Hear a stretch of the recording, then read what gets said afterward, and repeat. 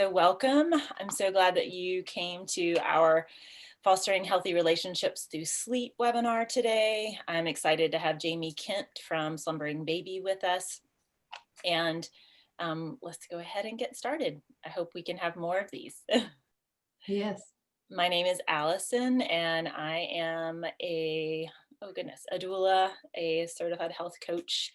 I'm a childbirth educator, a positive parenting coordinator, and an infant feeding specialist. And I really love supporting parents just like I was supported as a young mom. It's really important to me and so valuable and so lacking. And Jami is here with us today. She is a mother of four, has 14 years of experience as a sleep consultant, and just really wants to help parents improve the sleep habits of all their children at whatever age your child is at. That is her goal, and she's super amazing. Thank you.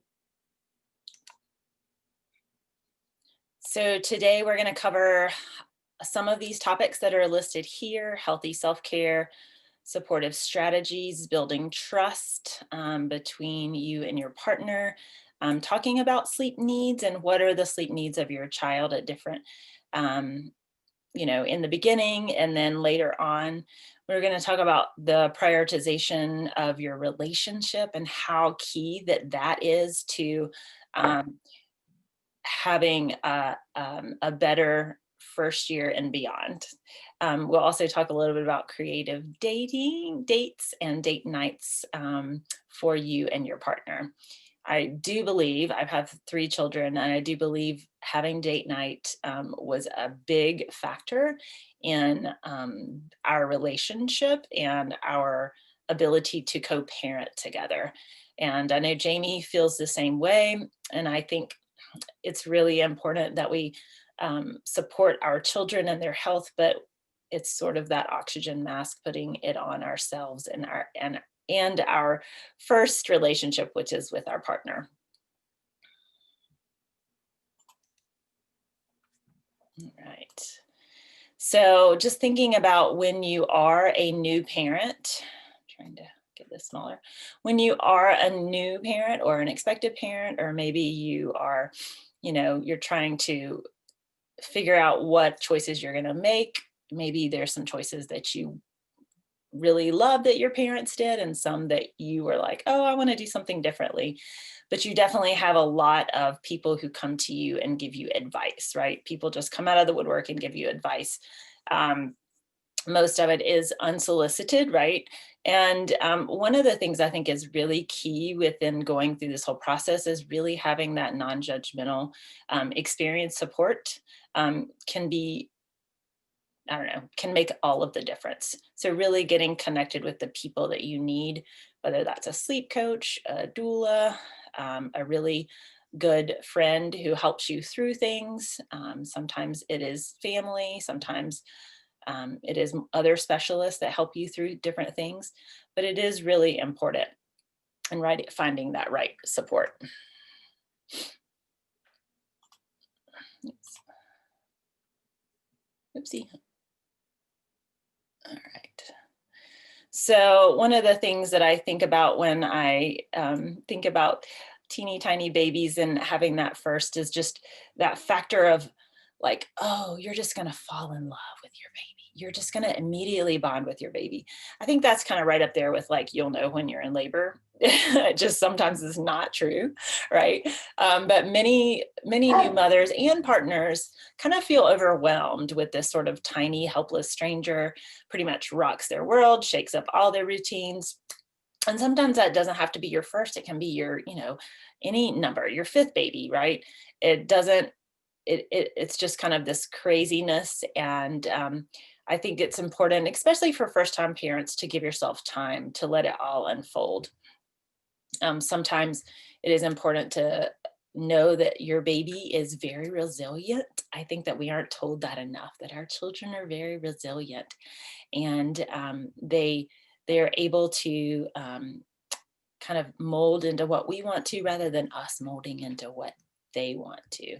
And I think we're going to talk about the different aspects of that today in this webinar. But thinking about sharing your joys and your loves with them, things that you like to do, and just maybe making more of a balance in that, and giving yourself time and your partner time to learn that new role together. And we're going to talk about ways to help encourage that to kind of unfold, instead of pushing it forward.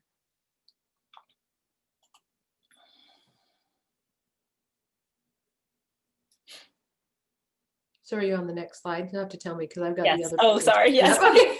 Jami, you're up. All right. So the next one's self-care. And so we're going to talk a lot about ways to make sure your cup overfloweth so that you can then take care of your family. I think it's very important to make sure you're taking care of yourself so that you can take care of your relationship and your baby. Because if you're not taking care of yourself, taking care of your partner and your baby is more to do. But one theme that I hope emerges from this webinar is talking about healthy relationships and sleep, the connection that when your baby is sleeping, it gives you the space and the time to be able to nurture your relationships, nurture yourself, and take care of the things you need to take care of. But when your baby's not sleeping very well independently, that becomes almost a full-time job of just taking care of the baby and then nurturing your relationship with your partner, taking care of other kids, taking care of yourself can feel like one more things on your to-do list because you're focused and encompassed and engrossed with taking care of baby. And so one thing to kind of establish for a baseline, I think, is how much sleep babies and children need. And I've talked to a lot of parents, and it seems like many parents have different definitions of what sleeping through the night is. For me, as a sleep consultant, I consider sleeping through the night 12 hours uninterrupted, no feedings, and total sleep in the day for 14 months to 12 months, is really 18 months, is about 14 to 18 hours of sleep a day. And we really want the 12 hours of sleep through the night can start as early as 12 weeks. It should be happening by 9 months. After 9 months, if they're still waking up in the night, that's something that you want to address. And when they're sleeping 14 to 18 hours a day, 12 hours through the night, 8 to 8 or 6 to 6, that gives you time for date night.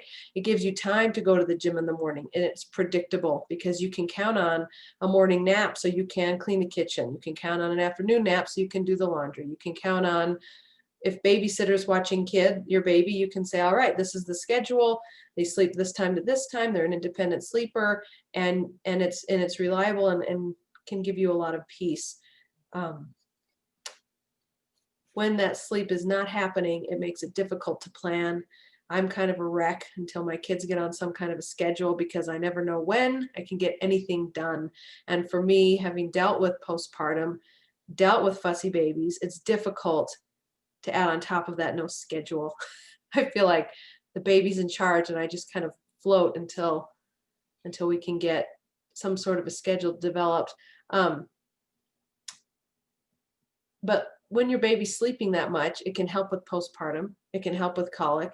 It's also really important when they're sleeping too, that a lot of brain development happens. And again, time for self-care.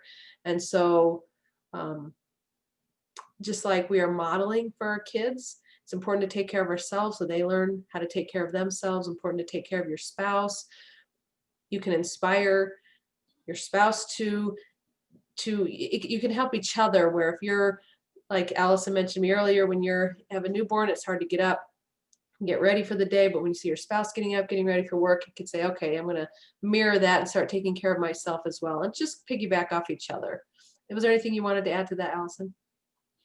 No, I just think as a parent of older children now, in reflection, I think that ability to support each other in that partnership when your little ones are small, then grows into mirroring that for your children.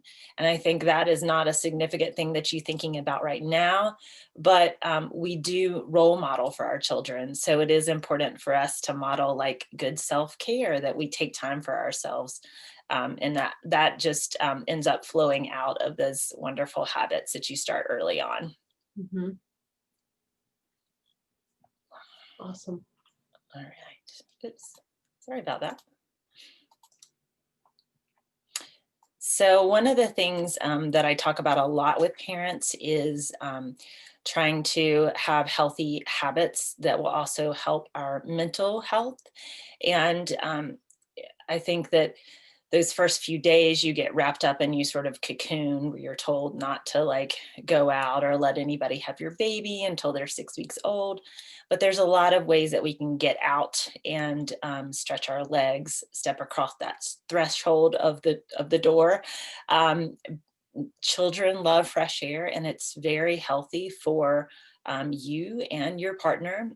Definitely lots of benefits of that vitamin D, fresh air, strengthening your muscles, as you feel like you're able to in those first couple of weeks, but then just continuing that. And if you're like me, once my children are a little bit bigger, I have to really schedule that into my cycle, or have a buddy or partner that will help you, whether it is your partner or a good friend, to help you get out. And we're going to talk about this a little bit more, but just the ways that you can access those things. Sometimes as a first-time mom, you may not necessarily be in that world or be connected to that parenting world in your community. So we're going to talk about ways to do that, so that you can get connected early and get started. It just benefits your recovery, your emotional health. And we're going to talk a little bit more about what that looks like, of course, in COVID. We're hopeful for 2021 to be a little less restrictive as we get through and get more immunity happening within our communities through the vaccinations. But we still want to be a little bit cautious with that. But I think just sometimes being able to have even just 5 minutes of that can make a huge improvement on your outlook. Especially when you're feeling those emotions. And when I say like those emotions, sort of early, right after baby's born, emotions can sometimes unfold and still happen, right? Even when we are, have a 1-year-old, right? Or maybe even a little bit beyond that. So there's a lot of emotions that surround our experiences in parenthood with little ones. And I think it's just important to give yourself time to map that into the day. Maybe going out together to do that can be so, so helpful. So don't be too afraid to, a routine is important. And I know Jami recognizes this as a sleep coach, but it is okay once in a while to be a little bit off of that. So don't be too freaked out. You don't want to do it all the time, but I think it can be sometimes healthy to put yourself first in some ways. Yeah, I say 80%. Baby stays 80%. on schedule, Okay, 80% of the time you're good. Because you definitely need great. to be able to go to family dinners and church and play groups. But when they're tiny, you can a lot of times put them to bed and nap time in their carrier or your baby wearing, and then they get their nap while you're also having fun. Yes, yes, because when they're little, they can sleep those naps in lots of different sleep spaces. That Right. changes at what age would you say, Jami? Different for every baby, but overtired babies, you see them sprawled out at the airport, right? And they're like 6-year-olds just zonked because they're so overtired, they're crashing. But well-rested babies, I would say 2 months, Yeah, maybe okay, three, 3 months. 4 if you just have a really flexible sleeper, I suppose. Mhm. Are we All on right. the next one? Yep. Okay. I like this one because we've been focusing on this in our house as well. And I think for me, the word I think of with this is nourish. So you want to be nourishing your body, whether you're nursing or you're not nursing, you're taking care of your children's mom, and you want to eat, making sure you nourish your body. It's not so much about weight loss. It's not so much about calories or a certain eating plan. You just want to nourish your body. Lots of fruits and vegetables. Allison wrote things with calcium and things just that will nourish. On the same vein, if people offer to bring dinner, say yes. It's another way to help others nourish you and make sure you eat. I remember times I've got the plate balanced on the arm of the couch because dinner just happened to come while I was nursing, and you're trying to take bites while you're nursing and not spill food on your baby's head. But it happens, just wipe it off. But make sure you're eating a few times a day, several times a day, hopefully not leftover mac and cheese that you made your kids or chicken nuggets, but good food. Something we've started doing actually that's worked out well, especially in the pandemic with my kids home all the time. I've been doubling dinner and then we just eat it for lunch the next day. And I've been shocked how many dishes it saves. Because even just getting out macaroni and cheese, especially when my kids want to help, it's a whole nother mess to clean up. But if I can just have dinner from last night, we just microwave it. It's nutritious because I try to do vegetables and protein and a starch at dinner, and it saves me a world of headaches. So if that seems like something you can do, that can also help. But yeah, not be dieting unless you talk to your doctor. The weight will come off, exercise will come off. Really, truly, I keep coming back to this, but I'd focus on your baby's sleep. So the more you can sleep that baby and the more they can sleep, if you've got a baby sleeping, I'm a morning person, but even a 7 to 7, you can get up at 6 o'clock and get your exercise in before baby wakes up. The self-care, allowing your partner to take care of baby while you're gone. It really helps a lot. It gives you time to make dinner. It gives you time to make lunch. It gives you time to clean up after breakfast, go to work, whatever you need to do. But that sleep can really give you the bandwidth in your mind to start thinking about nourishing foods. Mm-hmm. Yeah, again, it just goes back to really that baby sleep impacts so much in those first times. Yeah. So awesome. Thanks so much for sharing. Yeah. It is really incredibly easy to drop your own needs as a parent, right? We always do it. We put our babies first. And in most cases that can be, important. But if we do that all the time, then there's no time for you, no time for that self-care, no time for the importance of making, a good meal, like Jami was saying, and taking time.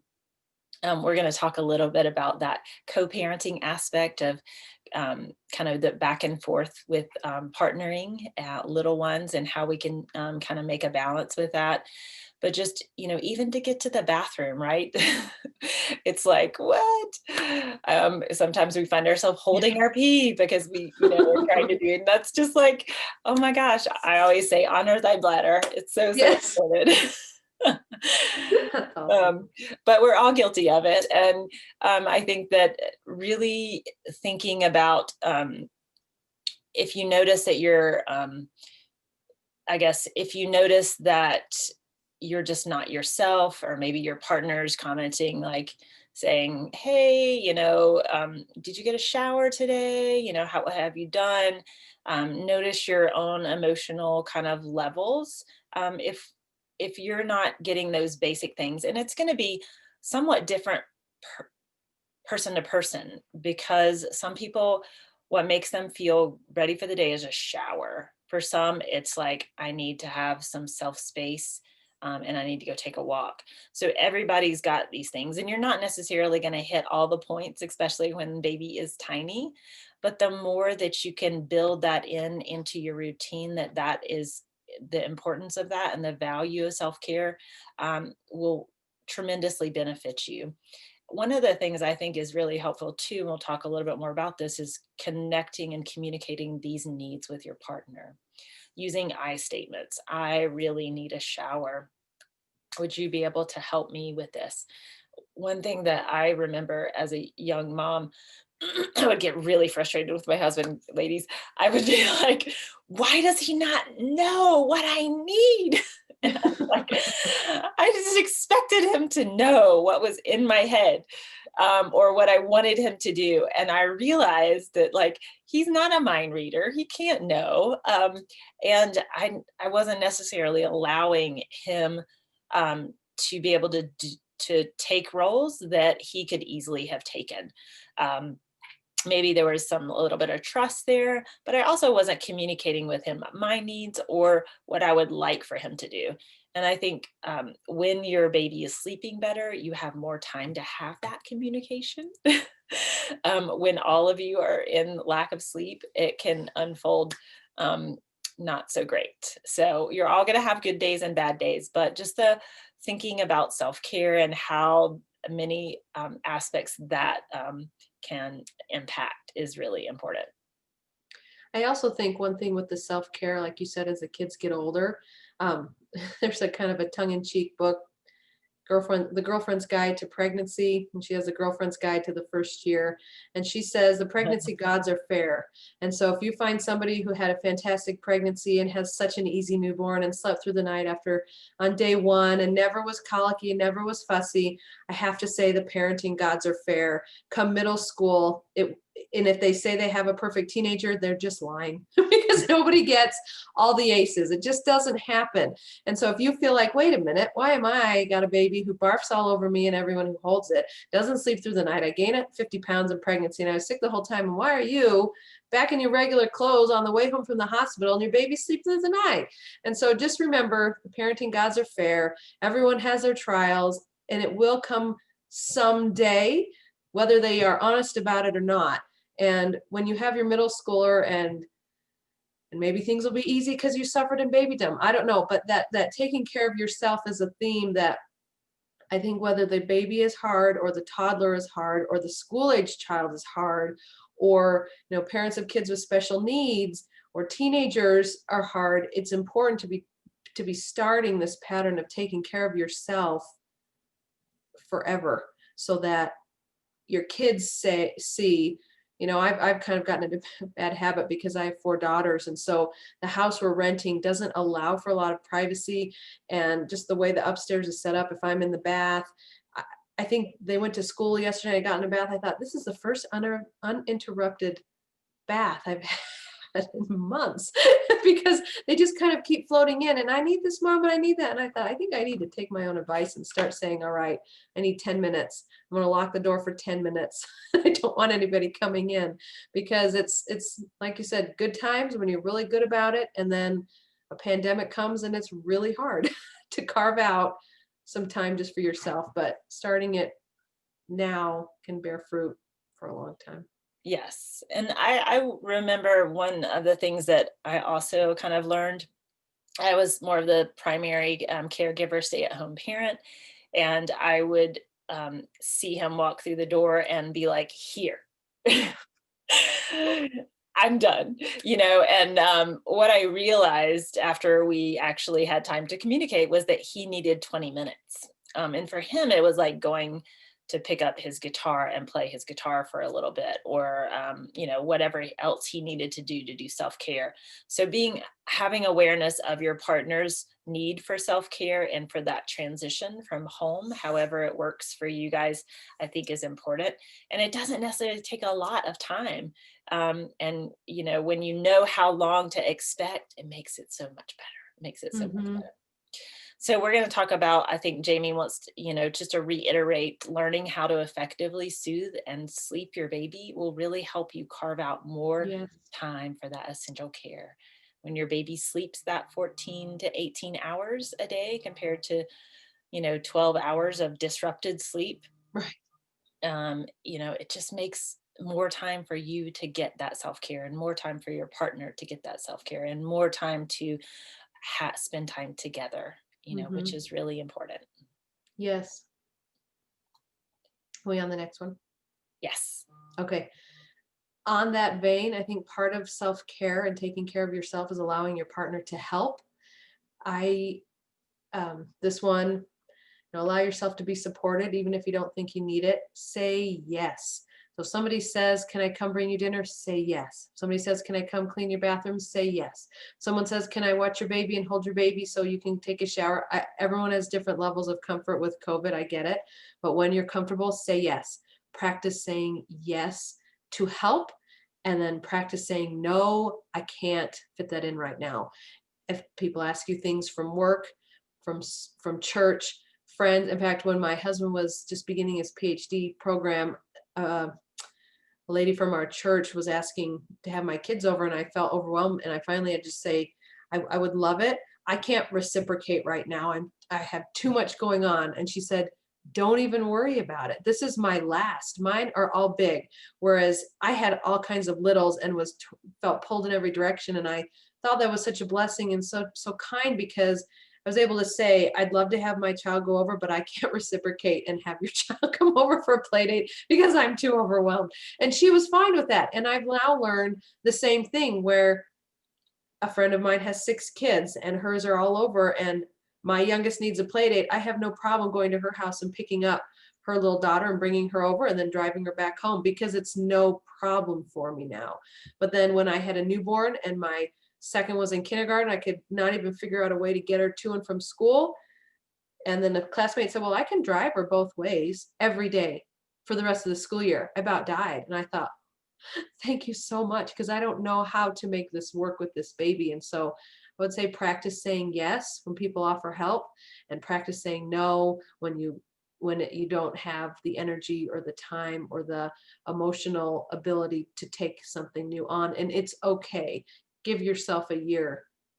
But Yes. we're so used to saying yes to everything. Yes, I can handle it. Yes, I can handle it. Yes, everything's great. And it's not great. It is not great. I would reiterate, though, I love the way that you say, I can't no, or you can say no, but preface it with, I would like to, but I just feel like these are my parameters. So, Right. like sometimes saying no means that I just can't do it and I would like to because I feel guilty. So there's a lot of that guilt that we have. And one of the things I tell parents a lot of times in our classes are just the fact that this is not the season for you to be a giver. This is your season for Yes. receiving. And again, just like Jami mentioned, at some point you'll be a giver again, right? And you'll be able to give to those people that really need the help. So that's that whole kind of thing. And it is really challenging, especially with your first, to allow that to happen, because we're also independent and we feel I can do this. I've got this. I talked to a parents the other day who said, I think with our first, we thought we could just, we wanted to do it all ourselves and we wanted to not have people over and do this. And she talks about how she regrets that because it didn't go as she wanted it to. And I think if you were on the other end of it, right, if you had a friend who was in a situation, you would want to help her. So allow yourself to take that help. It can be so rewarding, for sure. Yes. And I think also the guilt can be a barrier to feeling loved. So when I had my third and my husband was in MBA school, we had a classmate of his wife offered to bring dinner, and then a neighbor offered to bring dinner. I felt like the first two I could handle it. I had my mom, I had my mother-in-law. We were good, but I knew the third I couldn't with him in school. And when she brought it over, she brought over, I still remember the meal. It was chili and cornbread and a peach pie. And I had never had somebody bring me dinner and dessert before. And I thought, oh my goodness, she has 3 little girls of her very own, and she made me a homemade peach pie, and I felt so loved. And I think if you feel guilty that you're not able to swing it, like you just can't hack it, and I can't get the kitchen done and the laundry and my work and take care of other baby and get showered and blow dry my hair, I can't do it, and you just feel guilty when people are helping you, that can be a barrier for feeling loved by the people who are bringing you the gifts. Be a grateful receiver. Receive it, feel grateful, feel loved. And then when you can pay it forward to your neighbor who's sick and pregnant and can't scrape together a hot dog for dinner, she can feel loved too. And you can feel happy and pay that feeling of, wow, I felt so taken care of, and I want you to feel that way too. Yeah, definitely. Okay, I'm going to move on to the next slide. Yep. Oh, yeah, cherish the journey. Partner time. So I am a big, big, big advocate of date night. And we talked about this earlier. Carving it out, budgeting for it, doing whatever you need to do to keep that relationship strong so that you two can together take care of your baby. And so I want to, since there are some veteran parents and even new parents, what have you guys done that have helped connect you with your spouse while having babies? I wish I had good advice in that regard, but we really have no date nights because we have no family nearby. We have no one who can babysit. Do you have babysitters you would trust, or are you playing it safe with COVID? Well, even before COVID, we really didn't use babysitters very often. Our kids do go to daycare during the week. And so frankly, we just have very little time with our kids. So we don't really want to send them off. I mean, whenever our moms are visiting, we'll take advantage of that for a date night, but it really doesn't happen very often. So, and unfortunately, my older child is like a night owl. I cannot get him to go to bed before 9:30, 10 o'clock. Okay. So yeah, there's just like no time, no time for us. Yeah. Yeah. It makes it hard because the relationship between parents is the foundation that the family's built on.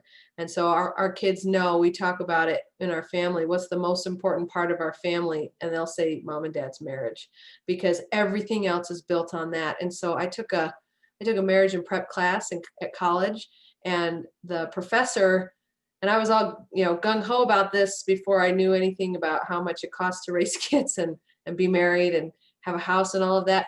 He said, to keep your relationship healthy, you need to be going away for a weekend every quarter and a week every year.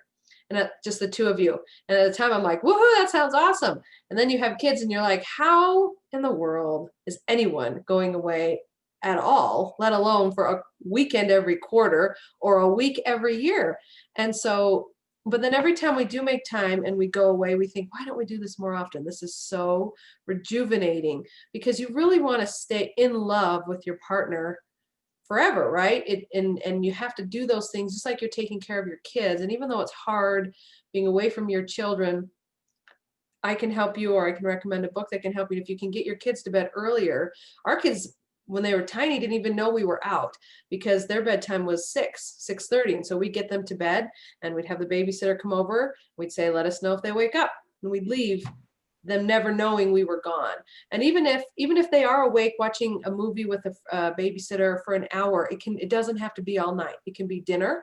It can be put the kids to bed, or swapping if finances are a problem. You can swap with other families, date nights. They've got new date night in a box, all the subscription boxes you can get now, and it's games or even a puzzle.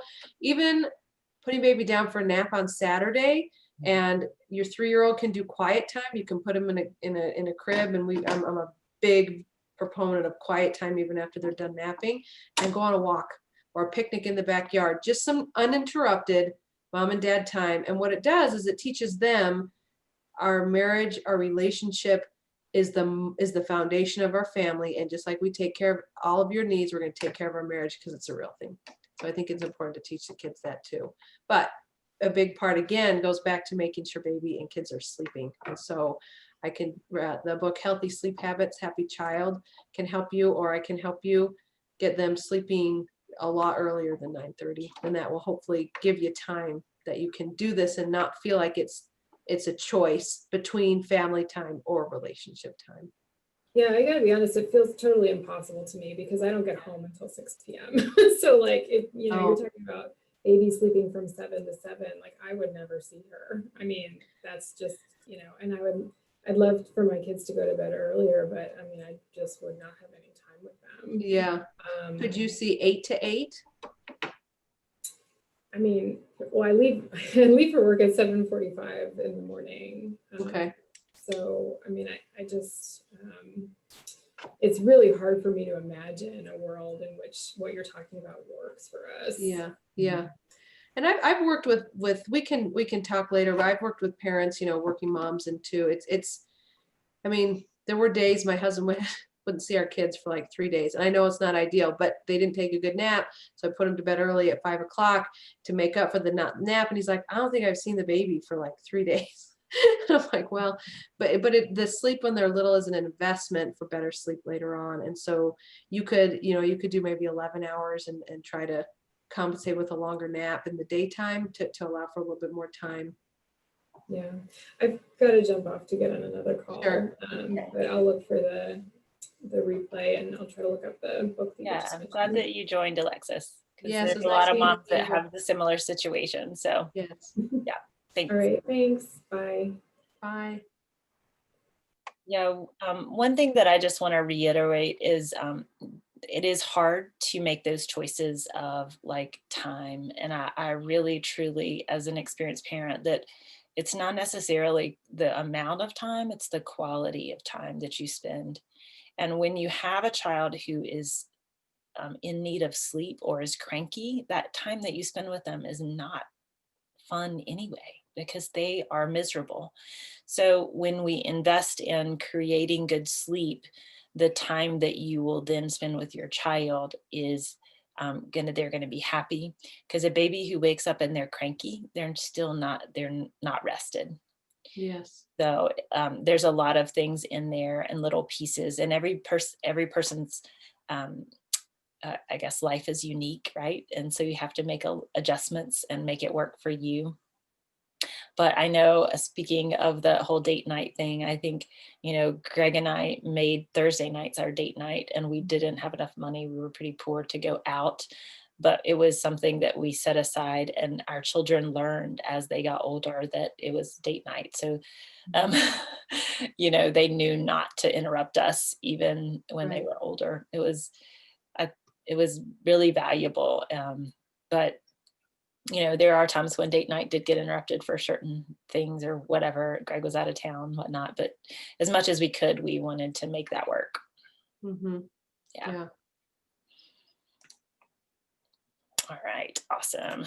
So let's talk real quick about partner's role. And I think I've mentioned this several times about how important it is as, especially if you were the primary care person, to have this sort of balance of roles, parenting roles with your partner.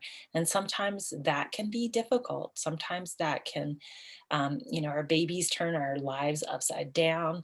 They put a huge impact on our sleep, which thus can sometimes turn into, we're not very happy, or we're just kind of grumpy and tired. We may feel more financial stresses. And so sometimes we maybe have been modeled by our parents that the women are the ones who take care of the baby and the dads work, right? And so one of the things that I would definitely ask you, even if your partner is the primary working person at that point, going out of the house or working in home or out, to still share your roles of parenting with them from the beginning. Dads are amazing at swaddling. They're amazing diapers. They're funny. They're more jovial oftentimes than we are. They just really ignite different things to our children that we can't necessarily supply. And so your child benefits from that. And sometimes it's hard, especially if you've had more experience with babies, to watch your partner changing a diaper and not direct them. So, oh, honey, you need to do this, or that's not the way it's done, or blah, blah, blah, blah. Just put a sock in it and let it unfold, because that, it can be so beneficial long term to allow the differences to roll out and just trust in them, trust in their ability. They are as much a parent as you are. And you have to be their cheerleader. You have to be the one who's encouraging them, and saying, wow, what a great job. Even if you don't think that they did a good job, you just fake it a little bit, because otherwise they won't come back and then do it again. And that can be really instrumental. As a doula, I'm always talking up dads. They have so much different piece that they bring into the parenting puzzle. And I really think it's a tremendous benefit. So early integration of roles, even if they aren't able to spend as much time, especially when they go back to work. But if they have maternity or paternity leave and they're able to stay home, really utilizing that taking turns, getting sleep, things like that. Doulas are great at helping parents kind of strategize that for sure, and really saying it's okay. This is great. You guys are gonna do it. It's one of the things that I think is really important. And if you don't have somebody who's champion that, sometimes you can have the opposite. Sometimes you can have mother-in-laws like, oh, don't make him do that. He's a guy, like really, I mean, I could have heard it all, but really think about that and then have those conversations, what do you feel comfortable doing? Definitely one of the things with my husband is laundry, right? I don't know how many things of mine he's ruined. But I'm like, he can definitely wash towels and sheets and, the baby stuff. I'll just like leave my stuff out. Yeah. So there's sort of different strategies that you can take. And it's just not all butterflies and unicorns, right? That whole parenting journey. I just encourage you to allow that to unfold, allow your dad to be a part, or your partner to be a part of your child's life. And just an understanding that when you have your partner on board and there's this sort of co-parenting happening, you're going to get better sleep, right, yourselves, and your partner is going to feel more confident as a parent to get your child to sleep. Maybe they baby wear, maybe they're the best swaddlers. It's definitely important for both of you to take care of yourselves. I would say dehydration is a big thing that I see a lot in parents, just not drinking enough, especially if you're a lactating mom. So another quick tip, sometimes it's easier to leave the room to allow your partner not to feel like they're watching you over your shoulder. It can be super helpful. So I'm just allow that to kind of unfold. And then just back to that communicating, you are a team working together, and you're going to be a stronger when you do that. Awesome. Connecting with peers. I have seen the importance of this in everybody's lives since coronavirus has come and school has been canceled. My second child is always, ever since she turned 3, truly one of the easiest kids to raise. Happy, easygoing, and I've learned it's all so long as she gets enough peer interaction. And so with school being out, she's kind of gotten a little depressed and it's been hard. And so I think when you have a baby, it is easy to feel isolated and to isolate yourself, especially right now during COVID, to hunker down and we don't want anybody around us with the baby and we're trying to play it safe, and it can affect your mental state in a big way. And so I would encourage, whether it's family or friends or through your community, finding a mom support group. I know in Boone they've got the Children's Council, and Allison has some group meetings to connect with, Babes on Blankets, and make sure you find a way to, on a regular basis, whatever that means to you, connect with peers. Walking, play groups, Zoom meetings, church groups, whatever you can. Meeting with friends for strollers, put your baby to bed in the stroller, go for a walk around a park, whatever you need to do to connect. And if you're feeling lack of motivation, kind of just want to stay in bed, and it's hard to recognize sometimes the symptoms of whether it's the baby blues or some postpartum settling in, or even seasonal depression, or I've even felt my tank low with the kids home all the time, and just COVID isolating most of us to where we're in our house a lot more than we're used to, just having to make a great effort to connect with other women, other friends is a big deal. Couple friends, anything you can do to connect socially can help. Yeah, I'm a big proponent of building those relationships and really investing in making that happen.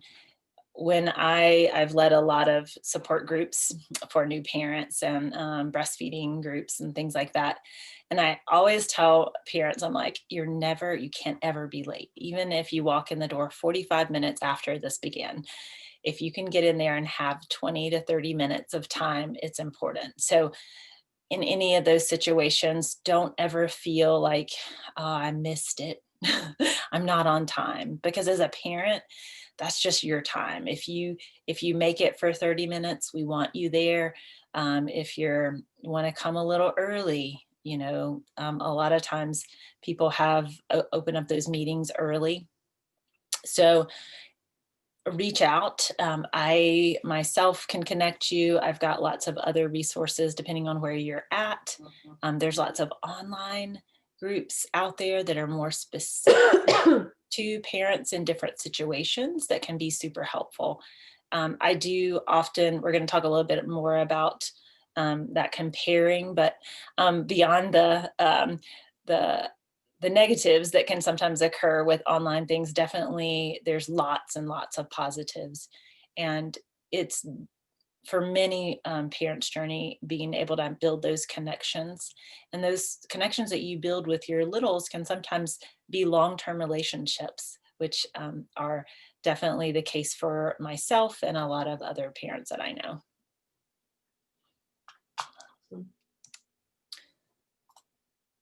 Oh, sorry, you were supposed to connect. Okay. So Plan for the future. Yes, I that was the slides. Sorry. Plan for the future. When parents have a baby, a lot of times we hear a lot about the birth plan and plans for raising kids, but I encourage parents to say, but what's your plan for your relationship with your spouse? What's your plan to keep it strong? And I know it's difficult. It definitely involves choices. But if you think of sleep as of equal importance to your child's well-being as food, you think, are you going to be too busy to feed your kids the food they need to eat? Of course not. We would never even consider that. But sometimes, if you can think of sleep as equally important, am I going to get too busy to sleep my kids the sleep that they physiologically need? And if you can think of sleep and eating as of equal importance in your child's development, then my hope is that you come up with the plan with your spouse, whether it's education before you have the baby or it's seeking help and support after you have the baby, to come up with a plan to make sure your baby is sleeping, your child is sleeping what they need, just like you feed them what they need. And then your plan for the future is, how are we going to support our relationship? How are we going to continue weekly date nights? How are we going to go away? I talked with a friend who said they haven't been on a date since the pandemic started, and I ached for them, because your relationship with your partner is a living, breathing thing. And if you say, well, I'm going to push pause, and in a year when the vaccine comes out, we'll reconnect. Can't do that. If you're not moving forwards, you can be moving backwards. And it's super important when there's not as much sleep with the new baby comes. You may not be feeding yourself the way you want to. And my mother-in-law likened it to, every time she had a baby, she felt like all the cards in the deck before she had the baby were nice and neat in a deck. And then every time she had a baby, somebody threw the whole deck of cards in the air. And then she had to take the next year figuring out how to gather up all those cards again. So the stress is higher when you have a new baby. The other children in the family are dealing with this adjustment of, what does this do for my role in the family? I was the baby, I was the middle, and now I'm not. What does that mean for me and mom and dad's attention?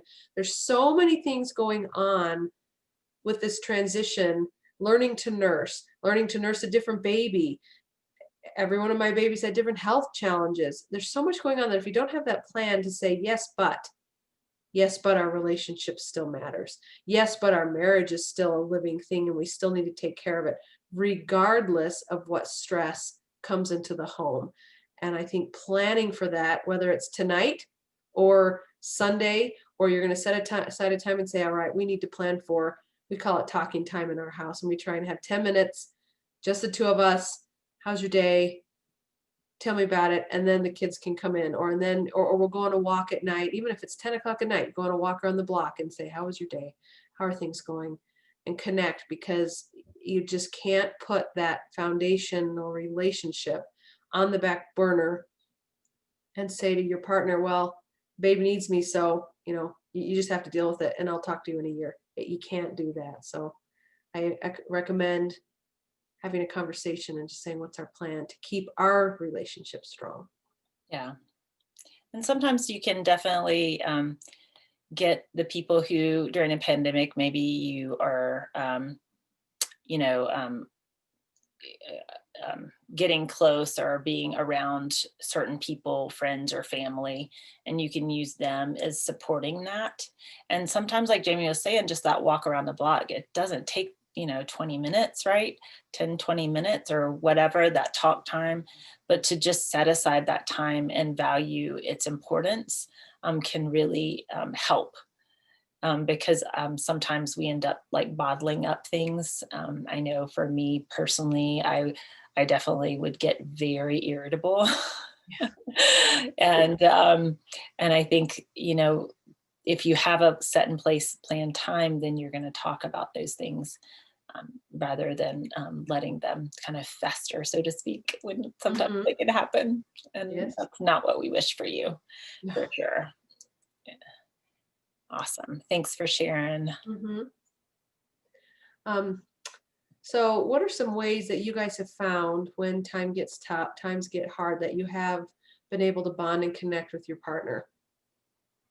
Those who've either had babies or expecting.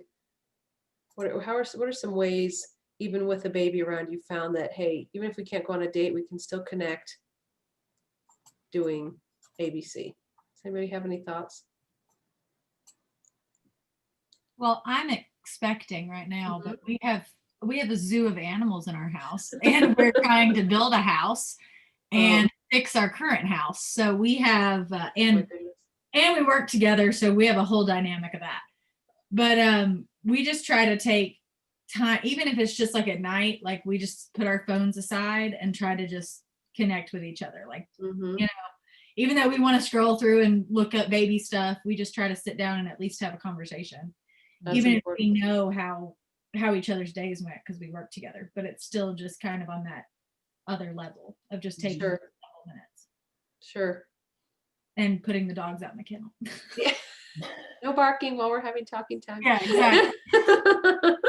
good practice for kids right there. Yeah. So. For sure. I mean, that's important. Those penny for your thoughts. Just let me, what's in your brain? Because sometimes, I know for my husband, he just holds it all up.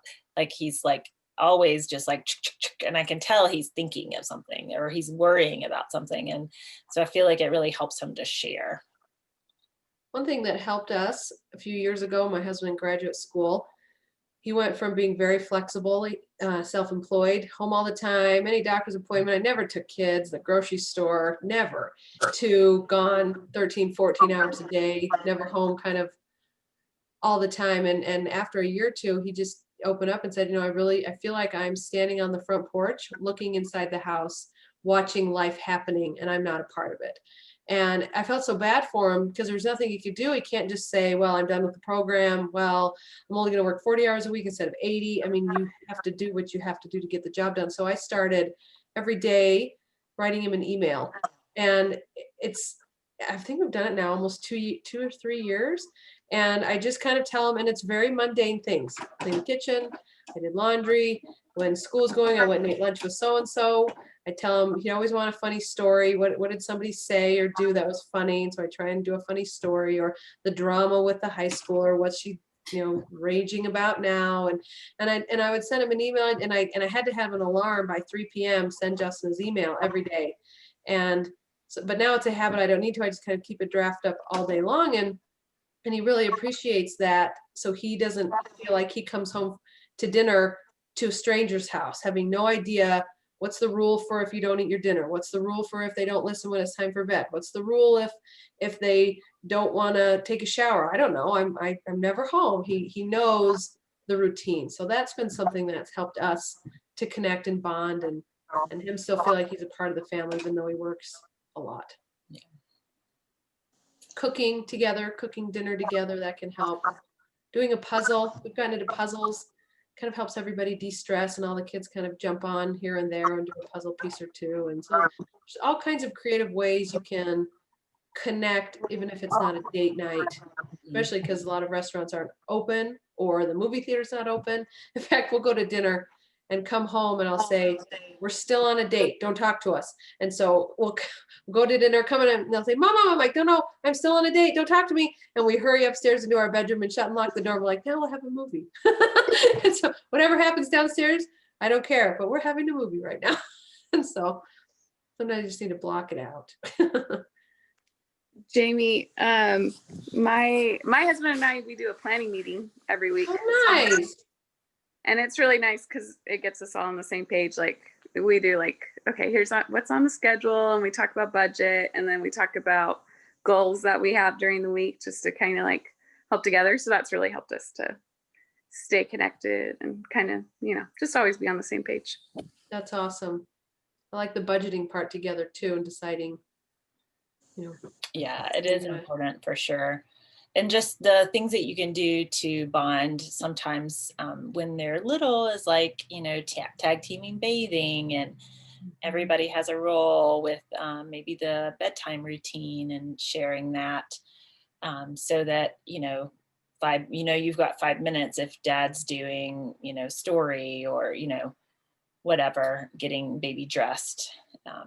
Some parents will do switching bedtime. Jamie, do you have any suggestions as far as that? Like, yeah, bedtime?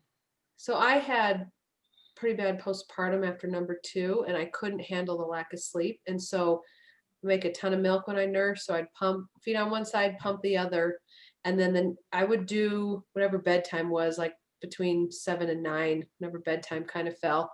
Well, it's not really bedtime because they just kind of the series of naps in the beginning, but I would do that feeding, we'd be together, and then I would go to bed after I put her to bed, and then he would stay up till the next feeding, which usually was around 11, and he would have the bottled milk, and he'd do the whole thing. He'd feed her, change her, wrap her back up, put her to bed, and then come into my room. We had to sleep in separate rooms for a bit, flick on my monitor, then he would go to his bed, and then I would hear her for the 4 a.m. feeding. He'd sleep through that. And then I would do that myself, and then we kind of both be up in the morning. So he would sleep from 12 till 8. I'd sleep from 8 or 9 to 3 or 4. So that helped a lot, not just with sleep and depression, but also with him bonding with the baby. I mean, he could swaddle like nobody's business. And he was actually the one who initiated trying to put her to bed awake to see if she'll fall asleep. And I was shocked because it was so much earlier than I would. I said, you put her to bed awake? He's like, yeah, I didn't want to rock her. I'm like, and it worked? Yeah, she slept a few hours, right? I'm like, oh, imagine that. I never would have thought of that. And so he's the one who got her sleeping through the night a lot sooner than I would have. Yeah.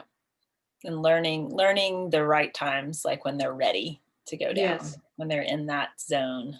Yes. It's really helpful. It's helpful to figure all that out for sure. Right. Well, I know we're kind of getting over time, but we've got a couple more slides that we're going to go through. Let me get everybody down here.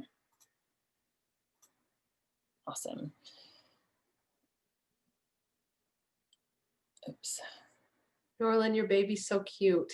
He's awake now. His eyes. So cute. Cute. This is our problem here. I've got 3 other kids, and they're always smothering him. So we always cheer if he gets a good nap. Woohoo! Nobody woke you up today. Yeah. Awesome. So cute. Well, I wanted to just briefly, kind of touch point on parenting in a pandemic and how challenging that has been for families, the emotions surrounding that, and the worries and concerns. But I do encourage parents as we continue through this pandemic to get a trusted babysitter or a trusted person that they can rely on. It makes a huge difference for your ability to have personal time and couples time, And even if you do that trade-off with another family, if you don't have, your budgets are tight, or be more creative in your date nights. Sometimes you can even have a neighbor come over and watch them while you go out, once they're asleep. So lots of different options there, but be creative and make that important. Whether it's, connecting with other peers, supporting date night, and you have to be deliberate about it. And there's just no other ways about it. It has to be deliberate. It's not just going to come to you. And I think it took me a while to figure that out. Sometimes I would always be like, oh yeah, I've got to make those steps to connect with others and make those steps to plan for us having time together. And So for me, sorry. Go ahead. I say for me that the date night is the fuel. It's the gas that gets me going through the whole next week. I just got to make it to Friday night. Make it to Friday night, I'll be okay. And so I hope that it turns into not something that you need to do, but something that helps you get all your other stuff done that you need to do. And it can be lunch. That other mom who had to leave saying they work in the day, maybe they can meet for lunch in the day together, combine breaks and lunches or something and meet for a picnic or, it's super important it somehow is fit in. Yeah, that's a fabulous idea. Like whichever parent maybe has more time for lunch can bring over lunch to the office and they can have it together. Lots of different options there. But just to have time with each other can be so, so valuable for sure. And I think it's easy to put it off. It's easy to say, well, it doesn't, we can't do it right now. We'll do it, when the kid's bigger. And oftentimes what happens is you keep pushing it off. Right. Which is, well, I think, to remember the intimacies, the physical intimacy that teenagers becomes entirely interesting when they never sleep because they're always awake when you're awake. And then, emotional intimacy and just connecting, making sure you're connecting and having that because it's the fuel that fuels your ability to then connect with your children. Oh, yes. And it gives you the fuel to be able to parent. For sure. Yeah. And I would say just back to physical intimacy as a doula, one of my big goals is to to be sure that moms, even at 6 weeks, if you get that go ahead and have intimacy with your partner. If you're not ready, talk to your partner about that. Maybe you need a little while longer because there's lots of ways to, satiate your partner without without intercourse. So there's, I always say that, and don't push it, especially if you just don't feel like you're ready. There's lots of other ways that you can have fun. Yeah. So, all right, I'm gonna let you take the next one, Jami. Yes. So I like that. I like that we talked about resist. It's okay for your house to be messy for a bit because in that beginning, you really do need to sleep when the baby sleeps. And I remember my nights seemed to go from midnight to noon. And I thought, this is so bizarre. I don't understand how I'm getting these 2-hour snippets. And finally by noon, I feel like I can get up. But then you have other babies and there's no way you can possibly keep that schedule. So you're just kind of sleep deprived a lot. But I really would say just if you can make it to 4 months. 4 months is when you can start sleep training and helping them sleep 12 hours through the night uninterrupted. I'm with my kids, push it to 12 weeks. And so I do 12 hours through the night by 12 weeks just for my sanity. I need it. And there's ways to do it. And it's not that hard. You just really need to make sure you're nurturing their sleep. And so when they wake up, if it hasn't been a good chunk, 3-4 hours since their last feeding, put them back to sleep. Put them back to sleep, put them back to sleep, put them back to sleep. Just because they wake up doesn't mean they need to eat. And so you keep putting them back to sleep. And then when it's been 3, 4, 5 hours, you feed them, and they will eat better, and then they will sleep better. And then when they sleep better, then they will eat better, and it becomes a really nice upward progression. And then on their own, their sleep stretches should lengthen out as you get towards 4 months. Go ahead, Norlin. Oh, gotta leave earlier. Yeah, sorry. That's okay. We'll send you the recording. I know. So good to see you. Yeah, it was great to see you too. Congratulations on your cute baby. Thank you. Bye. Bye.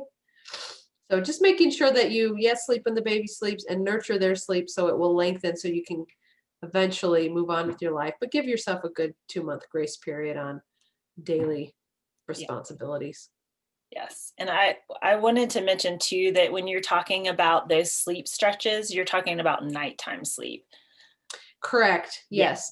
Yeah. Daytime is usually, well, yes, there hopefully as you nurture their sleep, there's usually one stretch between 7 and midnight that will go from, usually it's regular 2-hour nap, to about 3, to about 4, to about 5, to about 6. And hopefully by 6 weeks, they've got a good 6-hour-ish stretch of sleep. And that one will begin to lengthen on its own. The others should stay naps. Thank you for that correction. Yeah.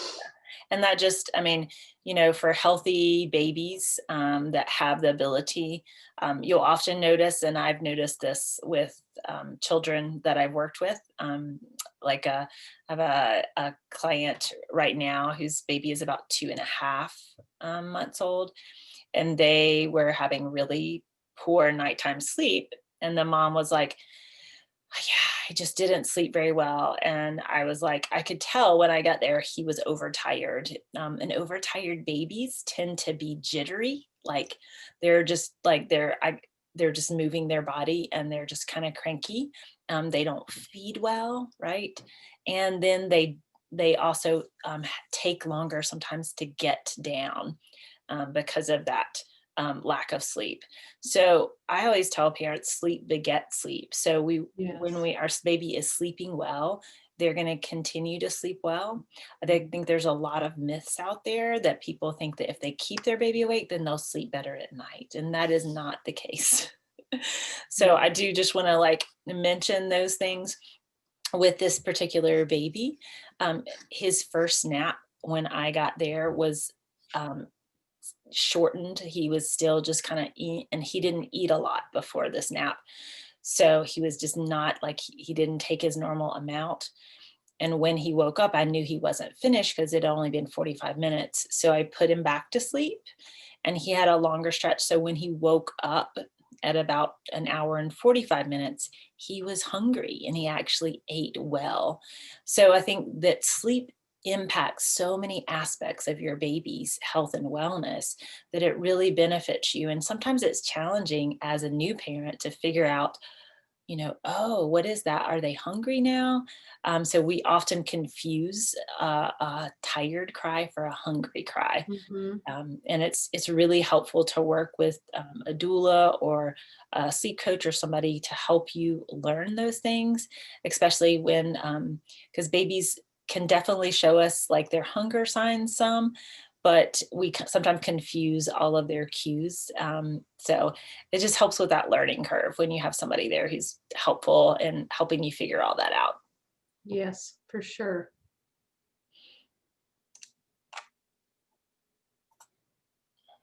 Do you want to take this? Don't be embarrassed. Or did we already do that? Yeah. All right. So I think that one of the things that is really important to me as a doula is to help parents understand that journey that can occur with our mental health, not only after the baby's born, but in prenatally and up to that first year and sometimes beyond.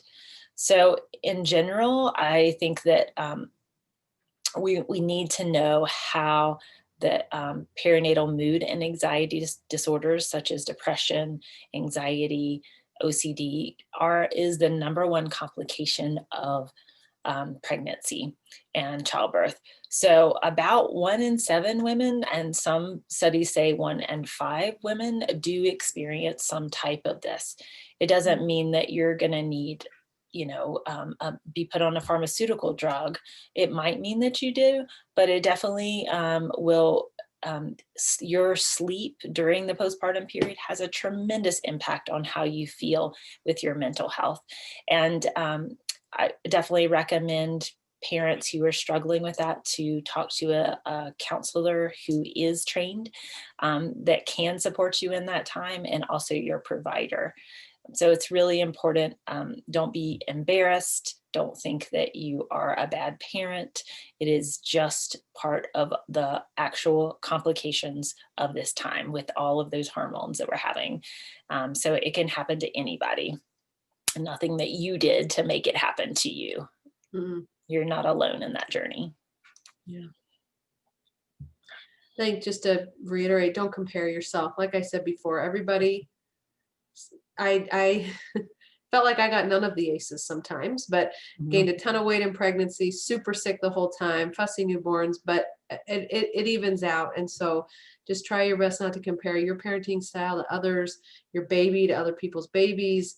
Here's so many times, my friend's baby, whatever your baby's doing hard, their baby's doing easy. Whatever's happening with your body that's hard, it's happening with their body that's easy.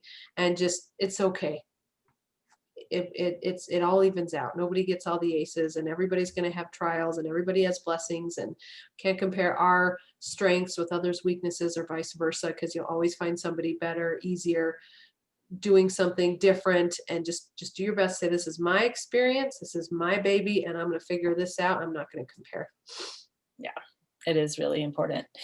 Thanks so much, Jami, for being with us today. Thank you. This has been wonderful just to kind of talk about the importance and the value of sleep in your relationship with your partner and in your relationship with your baby and the rest of your family, how essential and important that is. And to have somebody who can help you define what's the right course for you can be super valuable. So definitely reach out to people to help support that if you're struggling. Sometimes it just takes a little bit of understanding of what's happening with your baby and what your baby, how to get your baby into a good sleep state and a good sleep routine. So I do want to mention that Jami does have a DVD out that you can contact her and order. It's called Baby Sleep Basics. And it's a fabulous, really easy to understand. It can be super helpful for, and Jami, remind me, is this focused on what age? 0 to 4 months, but it does point you in the right direction of 4 Okay. months, less of Yeah. where to go. So it's focused on 0 to 4 months, but it can be super helpful. She also has a website, Slumbering Baby, and you can email her at Jami, JAMI.Kent, KENT@gmail.com if you're interested in connecting with her and learning more. You also mentioned a good book, Jami, that they might want to. Yeah, and I noticed in the notes, I just caught it and I feel bad, but Jessica said she was wondering if we'd be talking about sleep past the newborn stage, 4-month. Oh, sure, we can take questions for sure. Well, and I think she's logged off, but 0 to 4 months is pretty straightforward unless there's a health problem. Almost the same things will help most newborns. But bigger kids, it becomes not so one size fits all. And so for older babies, if she's wanting help with that, it's more of a, she can get the book Healthy Sleep Habits, Happy Child. And I really like that one. It reads a little bit like a textbook, so it's not an interesting read, but he gives a lot of research. And so his techniques are based on research, which is important to me. Or we can set up a Zoom meeting with her and I, or a consult. And older babies, it takes more of a plan that you implement with support for the weeks following, and you have to you train them, whereas in the beginning you nurture them. Their sleep should organize on its own, and there's not so much fixing, for lack of a better word, that you need to do.